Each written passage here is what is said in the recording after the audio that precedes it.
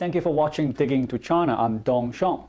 With the Beijing Winter Olympic approaching, the U.S. Olympic and Paralympic Committee is advising American athletes to leave their personal cell phones behind and instead use disposable or burner phones to avoid being spied on when they go to Beijing, China next month. The advice to athletes was reportedly shared in an advisory document in September and then a bulletin in December. The Wall Street Journal first reported in mid-January. The bulletin said to plan that every device, communication, transaction, and online activity may be monitored. Your devices may also be compromised with malicious software which could negatively impact future use. This is in stark contrast with the guidance from previous games, where advice to athletes generally consists of following local laws and being respectful of cultural norms. Using temporary phones could make it a lot more difficult for athletes to stay in touch with family and friends who are barred from attending the games alongside them. It will also make it more difficult for athletes to promote themselves and their accomplishments on social media. This is one of their most important tools in obtaining and maintaining endorsement. The U.S. is not alone. The Canadian Olympic Committee said that it has told its athletes that the Olympic Games present a unique opportunity for cybercrime and recommended that they be extra vigilant at games, including considering leaving personal devices at home, limiting personal information stored on devices brought to the games, and to practice good cyber hygiene at all times. The British Olympic Association and the Dutch Olympic Committee, Dutch Sports Federation, also have advised the members of their delegations to take precautions ahead of the Beijing Games. The British Olympic Association confirmed that it has given athletes and the staff practical advice so that they can make their own choices as to whether they take their personal devices to the games or not. Athletes who do not want to take their own equipment will be given temporary devices. The Dutch Federation has also told participants it will distribute such devices and then destroy them when delegates have returned from China. The precaution that cyber spying holds water. China requires all participants in next month's Winter Olympic to download a mobile app, the China-built My2022. Athletes, officials, media, and other participants in the Games all will be required to download My2022 and use it to upload their travel plans, passport details, and health information such as body temperature, respiratory symptoms, and medications each day for 2 weeks before arriving in China. Users are required to continue using the app to upload information about their health conditions during the Games. Other functions of the app, built by a state-owned fintech and investment company, include chat messaging, translation services, and transport and competition information. Technicians with the Citizen Lab at the University of Toronto said they found the app failed to authenticate the identity of certain websites, which make the athletes' personal data open to attackers. Citizen Lab released a report last Tuesday. It said the app didn't properly encrypt sensitive metadata transmitted through the app's messaging function, which meant any eavesdropper operating a Wi-Fi hotspot could discover who users are communicating with and when. The researcher found the vulnerabilities in the Apple version of the app after downloading it and creating an account. They were not able to create an account on the Android version of the app, but found similar vulnerabilities by testing its publicly available features.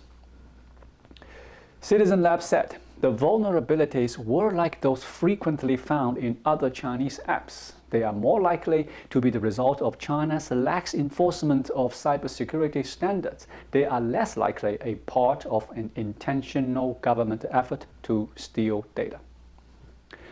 On Wednesday, the Beijing Olympic Committee said in a statement that the Citizen Lab report was lacking in facts and evidence and said it encrypts personal data involved and has taken other steps to ensure the information is safe. The Beijing Games organizer also said the International Olympic Committee had conducted 2 independent third-party cybersecurity assessments of the app and did not find any major loopholes. The Canadian research group also said it found a list of about 2,400 keywords considered politically sensitive buried inside the Android version of the app. The researchers said the list appeared to be inactive, though they said it could be used to censor communication on the app. Most of the words on the list were written in simplified Chinese characters with a small number of terms appearing in Tibetan, Uyghur, traditional Chinese, and English. Among the terms contained on the list were references to the 1989 crackdown on democracy protests at the Tiananmen Square, the banned religious group Falun Gong, and the name of Chinese President Xi Jinping. It is common for national Olympic officials to warn their constituents about potential cyber dangers when traveling to the Games, with so many officials and famous people gathering in one place. The Olympics represent an attractive opportunity for hackers, no matter the Games' location. To many in the West, however, China represents an exceptional threat. The Chinese government widely surveys its own population and routinely censors social media posts it deems harmful to its national interests.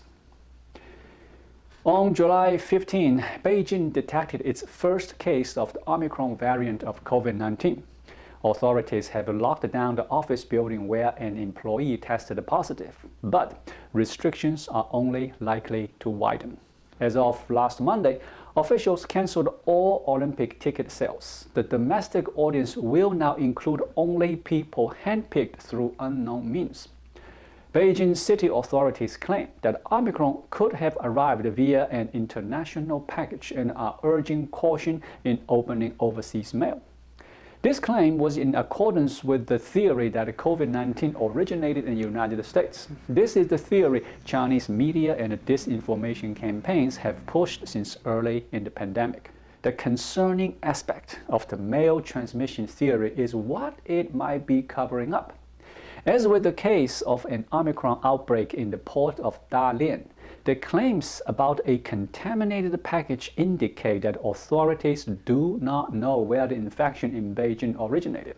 That is unusual. Aided by heavy surveillance, China's test and trace policies have generally been very effective since the initial COVID-19 outbreak was brought under control. At least one Omicron case has slipped through the net, and quite likely more to come. Given how fast Omicron spreads, multiple undetected cases could be a nightmare scenario for authorities. All this means more periodic lockdowns for small outbreaks and extreme measures because of Omicron's high virality. Winter Olympians will compete in Beijing next month without large crowds. Beijing organizers decided not to sell tickets to the Chinese public. Access to the famed national stadium known as the Bird's Nest and indoor venues in the heart of Beijing have been sealed off. Winter athletes will compete in front of reporters, fellow athletes, and a handful of dignitaries. The move could also lessen any home field advantage for Chinese top medal prospects, including freestyle skier Eileen Gu and the pair's figure skating team of Sui Wenjing and Han Cong. The Olympics will begin February 4th, just days after the start of Lunar New Year celebrations. During the Games, participants will be subject to daily health monitoring and testing and will have no contact with the general public. If tested positive, the participants cannot compete or continue their role in the Games. Those who are symptomatic will stay at a designated hospital for treatment, while those who are asymptomatic will be transferred to an isolation facility. A one-of-a-kind Winter Olympic game. Thank you for watching. Please leave a comment and subscribe to my channel. Just click the subscribe button right here. I'll see you again shortly. Until then, be well.